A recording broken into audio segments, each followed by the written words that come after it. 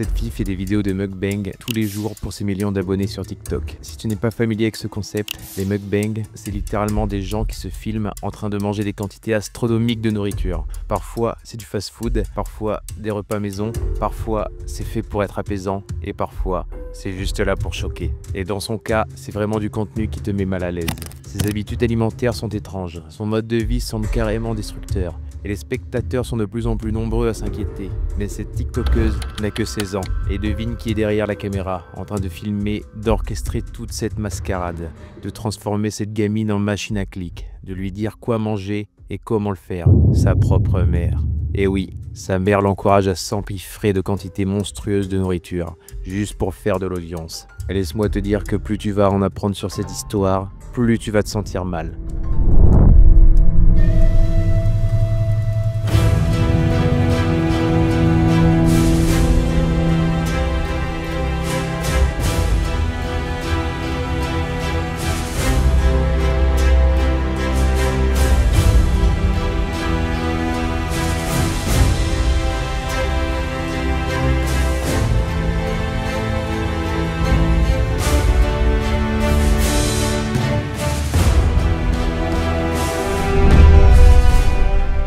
Comment j'ai découvert cette affaire? Je bossais sur un autre projet, une vidéo sur les mukbang TikTok. Mon feed était rempli de ce genre de vidéos. Rien d'étonnant, puis je tombe sur cette vidéo en particulier. Guys, I have the Balkan breakfast. Let's eat.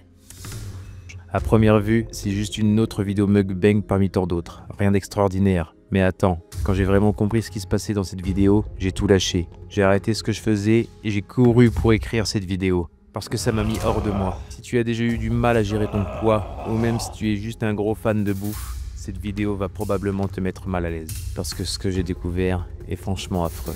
Regardons ensemble cette fameuse vidéo.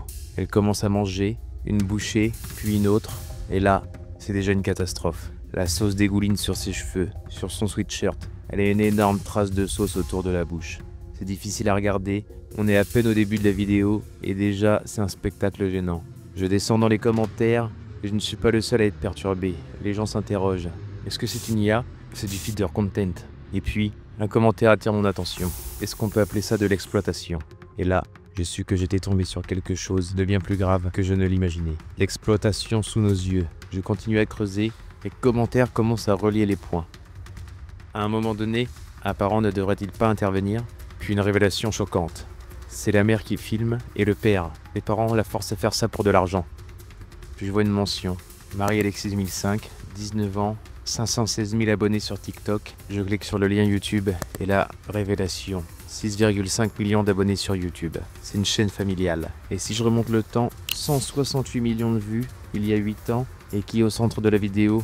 Elle, petite gamine en train de faire du slim. On est passé d'une chaîne familiale mignonne et une usine de mukbang TikTok. Et le père apparaît dans plusieurs vidéos, mais la mère, introuvable, du moins en image, parce que sa présence est bien là. Elle est mentionnée dans les commentaires, et surtout, on entend sa voix en arrière-plan dans de nombreuses vidéos. C'est elle qui filme, c'est elle qui donne les consignes, et c'est là que tout devient vraiment dérangeant. Une machine à contenu pilotée par maman. Ce compte TikTok, ce n'est pas juste Marie, c'est aussi sa petite sœur Izzy, et devine quoi? Le contenu de cette chaîne est une machine bien huilée. Parfois on voit la famille au complet, parfois Marie fait des recettes healthy, mais la majorité du temps, c'est les mukbang hardcore. Tous les jours, des tonnes de fast-food, des plats remplis à ras-bord de calories, et pas un seul repas léger en vue. Un burger au bacon, 10 secondes, et il a disparu, 850 calories.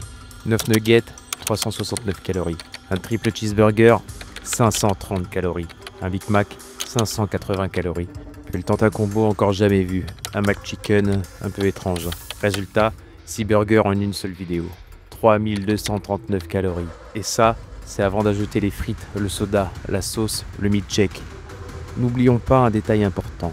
C'est sa mère qui achète tout ça et qui lui dit de le manger. À son âge, n'importe lequel des parents dirait d'arrêter de commander des pizzas de taille XXL. Les siens, eux, lui organisent des buffets à volonté pour du contenu TikTok. Et ce n'est même pas occasionnel, c'est tous les jours. Elle poste des mukbangs sans interruption, parfois même plusieurs fois par jour. Et ça, ce n'est que le début. Un engrenage malsain, bien calculé, et je suis retourné voir son profil. Elle a posté un mukbang par jour pendant un mois entier. Tous les jours, c'est la même chose. Jollibee, McDo, Burger King. cookies et autres fast-food, soirée au restaurant avec une avalanche d'entrées et de plats principaux, séance cinéma avec des montagnes de calories, et parfois 2 mukbangs dans la même journée. Oui, tu as bien entendu, regardez cette image, elle porte exactement le même t-shirt sur 2 vidéos différentes, postées à quelques heures d'intervalle. Ça veut dire quoi? Qu'elle a mangé 2 repas de fast-food colossaux en une seule journée. Et là tu pourrais me dire, ouais mais peut-être qu'elle recrache la nourriture après les prises, comme certains youtubeurs connus. C'est possible, mais franchement, est-ce que ça change quelque chose? Si elle mange tout, c'est catastrophique pour sa santé. Si elle recrache tout, elle est en train de simuler un trouble alimentaire pour du contenu viral. Mais attends, ce n'est pas fini. Il y a pire que les mukbangs. Depuis janvier, la chaîne a lancé un autre format de vidéo. Et celles-là sont d'une certaine manière encore plus toxiques. C'est un jeu. La mère crie le nom d'un aliment et les 2 sœurs doivent se jeter dessus pour voir qui l'attrape en premier. Un combat de bouffe, easy, beignet au glaçage bleu, brocoli, fast-food, sucreries, snack, ça a l'air innocent. Tu pourrais te dire, bon, c'est juste un jeu, au moins ce n'est pas un mukbang. Mais attends, regarde bien ce qui se passe. Dans presque toutes les vidéos, Izzy gagne la majorité des tours. Elle se jette sur la nourriture plus vite que sa sœur. Et devine ce que les gens commentent. On voit qui mange le plus dans la famille. Elle bouffe comme si sa vie en dépendait. Je n'ai jamais vu quelqu'un se jeter sur de la bouffe aussi vite. Et ça, c'est volontaire. Parce que plus tu regardes ces vidéos, plus tu captes que tout est scénarisé. L'humiliation subtile est bien présente. Dans certaines vidéos, on voit des détails qui ne trompent pas. La mère commence toujours par appeler des aliments placés du côté d'Izzy. Dans certains clips, on voit Izzy commencer à attraper des légumes, puis se raviser. Elle lève la main vers une salade, puis la baisse en disant « Maman, stop ». Pourquoi elle dirait stop? Parce qu'on lui a dit de ne pas toucher aux légumes. Parce que la blague, c'est qu'elle est censée être la grosse goinfre. Et ce n'est pas moi qui le dis, c'est eux. La mère et la sœur commencent même à faire des blagues sur son poids. Izzy, you have enough meat on you. Hey, you have enough fat. You don't need it, you're already a butter cake. Et toute la section commentaires rit. Mission accomplie, maman. Ce qui me retourne l'estomac, c'est que ce plan fonctionne parfaitement. Les vidéos explosent. 4 millions de vues, 3 millions de vues, 5 millions de vues. Pourquoi? Parce qu'on sait tous comment l'algorithme fonctionne. Une personne en surpoids plus un mukbang, c'est le combo gagnant des haineux. C'est une recette qui marche depuis des années. Et ça, les parents d'Izzy l'ont bien compris à la perfection. Ils l'ont littéralement transformée en aimant à haine. Elle est la prochaine Nikocado Avocado. Elle suit le modèle Jelly Bean Sweet. Et c'est là que la vraie question se pose. Est-ce qu'elle a choisi cette vie, même si c'était son idée au départ? C'est le rôle des parents de dire non, de protéger leurs enfants. Parce qu'on ne parle pas juste de calories en trop, on parle de destruction de l'estime de soi, de troubles alimentaires sur le long terme, un impact psychologique irréversible, parce qu'on sait tous comment ça finit. Dans 10 ans, quand elle réalisera que sa propre famille l'a transformée en mème d'internet, quand elle verra ses vidéos et l'avalanche de commentaires haineux, comment va-t-elle se sentir? Et ses parents, ils s'en ficheront, parce que l'argent aura déjà été encaissé. Le retour de bâton est en marche, mais attention, parce que quelque chose est en train de changer. Quand j'ai commencé à écrire cette vidéo, la majorité des commentaires étaient contre Izzy. Izzy est insupportable. J'ai jamais autant détesté quelqu'un en ligne. Mais au fil du temps, les gens commencent à ouvrir les yeux. Sous presque chaque vidéo, le commentaire le plus liké est « Les parents sont les vrais coupables ».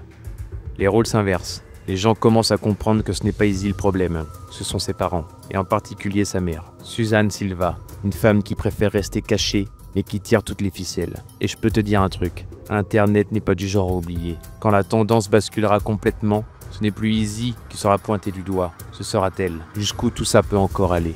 On vit dans une époque étrange, des parents exploitent leur propre enfant pour du contenu viral, on monétise l'humiliation, les troubles alimentaires, la haine, et on appelle ça du divertissement. Mais jusqu'où tout ça peut encore aller? Jusqu'où sont-ils prêts à aller pour des vues? Jusqu'où certains parents sont-ils prêts à sacrifier leur propre enfant pour une poignée de billets? Et surtout, combien d'autres enfants sont en train de vivre la même chose en ce moment même, sous nos yeux, sur nos écrans, sans qu'on s'en rende compte? C'est peut-être ça la vraie question. Une stratégie qui marche à chaque fois. Ce qui est effrayant dans cette histoire, c'est qu'elle n'est pas un cas isolé. Des dizaines, peut-être même des centaines de créateurs de contenu sur YouTube et TikTok utilisent exactement la même recette pour générer des vues. Et cette recette, elle repose sur un seul ingrédient, la haine du public. Dans le cas d'Izzy, la mécanique est presque parfaite. Elle mange en excès, ce qui choque et attire l'attention, elle exagère ses réactions, ce qui provoque du mépris. Sa propre famille la ridiculise, ce qui alimente encore plus le feu. Les internautes se déchaînent dans les commentaires, ce qui booste l'algorithme. La vidéo est poussée à encore plus de spectateurs, créant un cercle vicieux. Et tu sais ce qui est le plus effrayant? C'est déjà arrivé avant. Nikocado Avocado, Jelly Bean Sweet, Hungry Fat Chick, des créateurs qui ont utilisé leur propre corps comme outil marketing. Sauf qu'il y a une différence majeure. Nikocado Avocado a fait ce choix en tant qu'adulte. Izzy, elle, n'avait que 16 ans. Un business familial bien rodé, tu pourrais croire que c'est juste une erreur, un truc qui a pris de l'ampleur sans que personne ne s'en rende compte. Mais quand tu regardes la structure de leur contenu, tu te rends compte que tout est calibré. Ce n'est pas un accident. Regarde ce qui s'est passé après les premières vidéos virales. Leur père a ouvert son propre compte et a commencé à poster les mêmes vidéos. Marie, la grande sœur, a aussi intensifié ses publications. Ils ont même créé un nouveau compte dédié uniquement au mukbang. Ce n'est plus une simple chaîne familiale, c'est une usine à contenu, une entreprise où chaque membre de la famille est un produit. Et Izzy, c'est le produit phare, parce qu'elle est la seule à générer autant de vues. Et la mère, elle, ne s'expose jamais. Elle encaisse l'argent pendant que sa famille se fait massacrer sur Internet. Et le pire dans tout ça, on sait déjà ce qui va se passer. On a déjà vu cette histoire avec d'autres créateurs qui ont pris cette voie. Izzy est littéralement en train de jouer avec sa propre santé pour des vues. Mais voici la bonne nouvelle. L'Internet a une mémoire. TikTok, YouTube, Instagram, des dizaines de parents sans scrupules exploitent leurs propres enfants pour faire du contenu viral. Ils créent des chaînes familiales, ils mettent leurs enfants devant la caméra, ils captent leur innocence, leur naïveté, leurs moments les plus vulnérables, et ils monétisent ça. L'exploitation infantile n'a jamais été aussi rentable. Et ça, c'est un vrai problème. Parce que si aujourd'hui personne ne stoppe ça, combien d'autres enfants vont finir comme Izzy? Combien vont grandir en réalisant qu'ils n'étaient qu'un produit pour leurs parents? Combien vont devoir reconstruire leur vie, leur estime de soi, leur rapport à leur propre corps, juste parce qu'un jour, leurs parents ont vu en eux un moyen de faire de l'argent facile? C'est à nous de refuser ce genre de contenu. Alors qu'est-ce qu'on fait? On arrête de regarder ces vidéos, on ne leur donne plus l'attention qu'ils recherchent, on dénonce ces pratiques, parce qu'au final, les parents comme ceux d'Izzy n'existent que parce que des millions de gens regardent et partagent ces contenus.